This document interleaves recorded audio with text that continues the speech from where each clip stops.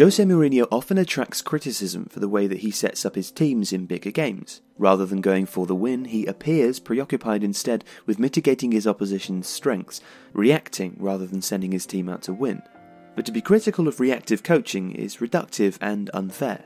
Recently, both Pep Guardiola and Jurgen Klopp adapted their team's styles when Manchester City met Liverpool. And if coaches associated with attacking, attractive football can also be pragmatic, it's hardly surprising that a coach like Mourinho, who's fashioned title-winning teams greater than the sum of their parts using this approach, does so too. Indeed, it's fair to say that Mourinho has at times been unfairly tarred with this brush based on his approach not yielding the desired result, rather than because it's an inherently bad thing to do.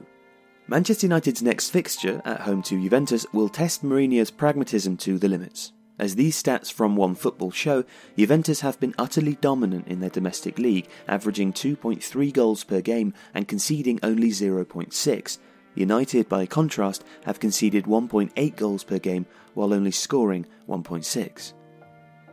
It therefore makes sense for Mourinho to embrace his reactive pragmatic streak. Massimo Allegri's Juventus boast Cristiano Ronaldo, Pablo Dybala and Mario Mandzukic as serious attacking threats. And with United's recent history of defensive errors, Mourinho's centre-backs will need all the cover they can get from midfield.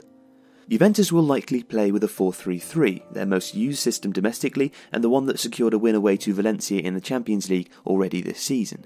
The fullbacks push high in support of a wide attacking setup, with Ronaldo drifting in or back from a starting wide position and Mandzukic the central threat.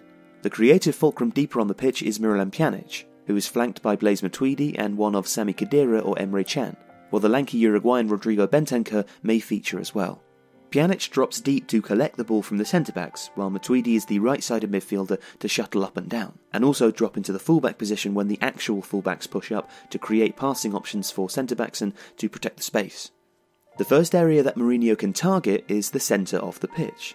We know that he's not averse to using Marouane Fellaini in the anti-10 role, and against Pjanic, who's just under 5'9", Fellaini's 6'3.5" will provide both a significant outball by which United can bypass the Juventus press, and a physical marking presence to stop Pjanic dictating the game.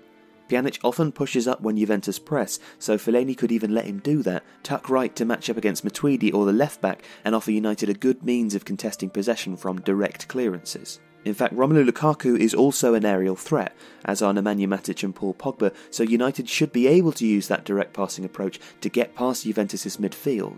This is one reason why Massimo Allegri could choose to start Bentancur, who at 6'5" is taller than all of United's big men. Mourinho has also deployed man-marking closer to his own goal. The best example was when Eden Hazard was suffocated by Ander Herrera in a 2-0 United win against Chelsea in April 2017. This involved Herrera dropping back to follow Hazard as he roamed between the inside left and 10 channels, and it was hugely successful. Juventus' danger man, though, is Cristiano Ronaldo, and while he does drop off and allow the fullback to overlap, he usually starts high and wide, going against the opposition fullback instead.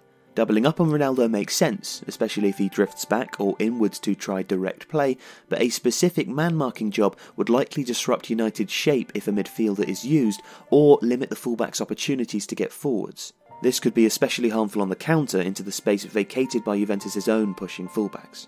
Instead, Mourinho may look to mark Ronaldo tightly in the fullback's areas, but let him drift and effectively hand over the marking duties, covering the short passing channels from the left-back area and pressing from the front to force Juventus into playing long passes, where United's height advantage in midfield could help them win the ball back.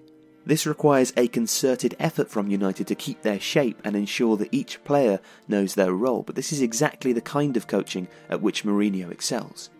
United also need to restrict Juventus' fullbacks from getting forwards too much, especially as the Italian team's midfield covers the space behind them so well and affords the fullbacks an unusual degree of cover. United's wide players therefore need to both drop off to help the midfield three, but also get forwards and wide when the ball is won back to ensure that Juventus do not feel their centre-backs and one dropping midfielder are enough to cover. United must play with width to make sure that Juve's fullbacks do not feel that they can dictate the game in the wide areas of the pitch. After the win over Chelsea in 2017, Mourinho was hailed as a tactical magician, his influence on the game obvious, and importantly, successful. On other occasions, his reactive management hasn't been so successful. Against Sevilla last season in the second leg of their Champions League group stage, with the first leg ending 0-0, Mourinho set up United quite conservatively to avoid conceding an away goal.